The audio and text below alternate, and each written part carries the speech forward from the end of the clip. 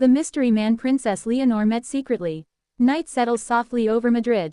The facade of the Zarzuela Palace glows under controlled lighting, its symmetry deliberate, its windows guarded by protocol as much as by stone. Inside, movement is quiet. Measured. No photographers. No ceremonial band. No public schedule to announce what is about to occur. A car arrives without spectacle. A door closes without applause. Princess Leonor de Borbón y Ortiz is not yet queen. She is heir, which means every encounter is preparation, every conversation rehearsal for permanence. The man she is about to meet does not enter through a side gate of secrecy, but through the front door of constitutional normality, unseen not because it is illicit but because it is routine. In monarchy, even private conversations can shape public continuity. Spain's crown operates within the 1978 constitution. The sovereign reigns but does not govern. Authority is symbolic, moderating, enduring. The heir must understand this architecture long before assuming it. That understanding is not absorbed from ceremony alone. It is cultivated in rooms without cameras. The assumption outside palace walls is predictable. When an heir meets a man privately, speculation tilts toward romance. Intrigue, personal narrative. That assumption is almost always wrong.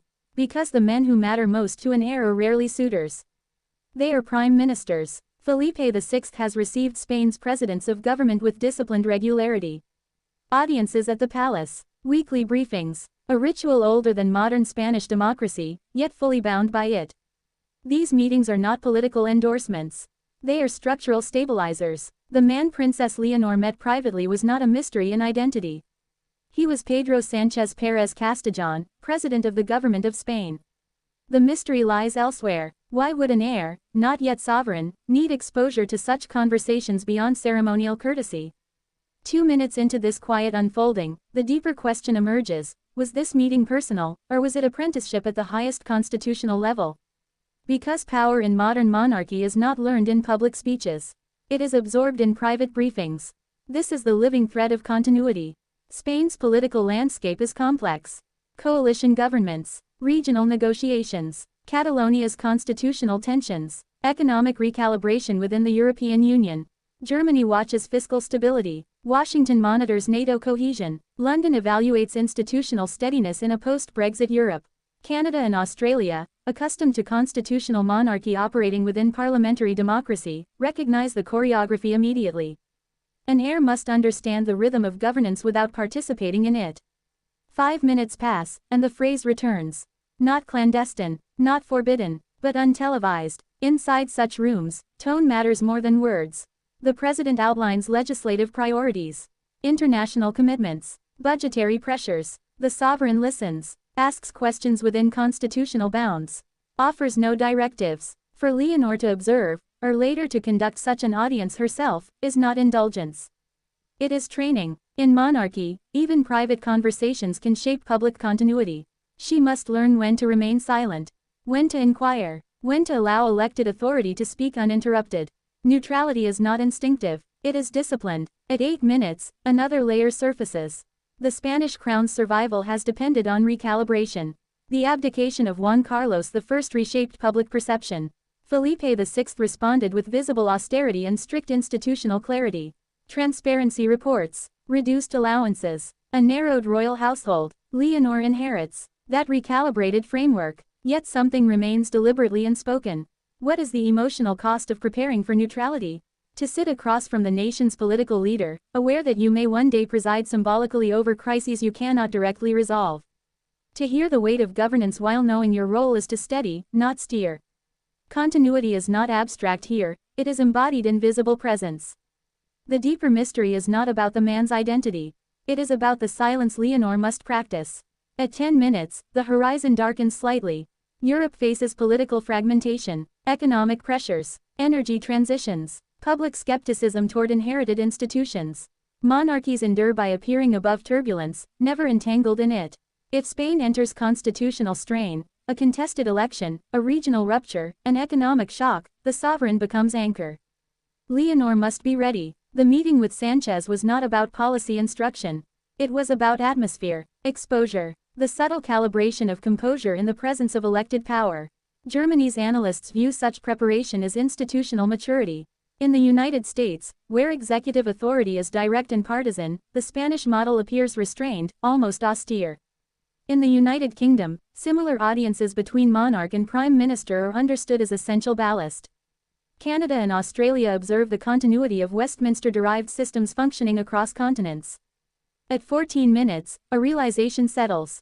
Once an heir begins participating in the cadence of governance, even peripherally, there is no return to innocence. No return to purely ceremonial existence. The architecture of the state becomes personal knowledge. The point of no return is awareness. Leonor now understands how fragile equilibrium can be. Coalition arithmetic, diplomatic nuance, the careful language required when addressing a divided nation. National identity is woven into these rituals. A private meeting between heir and president signals to Spain that succession is not theoretical. It is prepared. It reassures allies that continuity will not fracture with generational change. But preparation invites scrutiny. At 19 minutes, a future tension glimmers at the edge of perception. Younger generations across Europe question hierarchy. They demand transparency. They distrust secrecy. Even routine constitutional audiences may be interpreted through suspicion rather than tradition. The Spanish crown must adapt without eroding its mystique.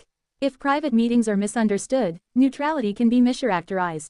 If visibility increases too much, the monarchy risks appearing politicized. The balance is razor thin.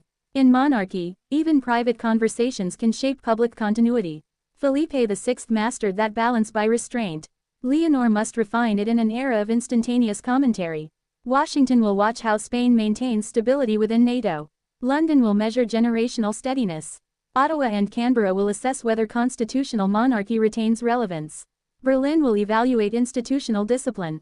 Every capital understands the stakes. Because when an heir meets the elected leader of her country, it is not about personality. It is about continuity. The private meeting. Inside those walls, no proclamations were signed. No dramatic revelations unfolded, yet the significance lies precisely in that ordinariness. Governance is sustained by routine, by weekly audiences, by quiet transfer of information between elected authority and symbolic head of state. Leonor's presence in that ecosystem signals readiness. She is not shaping legislation. She is learning how to endure its consequences. Even silence can be strategic. Even observation can be preparation. This is the living thread of continuity. The Spanish crown's survival depends not on spectacle, but on disciplined invisibility at the right moments. To know what is happening without appearing to influence it. To be informed without being implicated. The mystery man was never a romantic figure.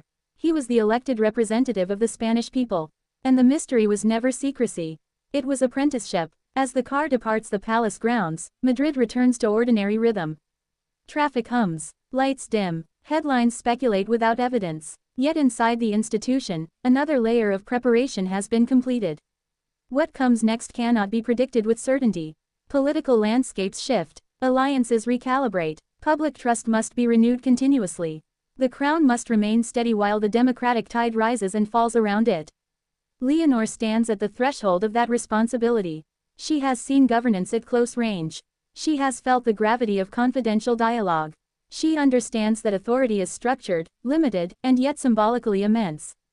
In monarchy, even private conversations can shape public continuity. One day, the weekly audience will be hers alone. The president, whoever holds that office, will sit across from her. Briefings will be delivered, crises explained, decisions made elsewhere but stabilized in her presence.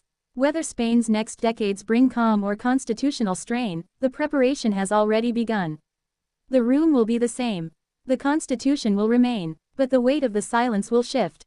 And history will measure how well she carries it.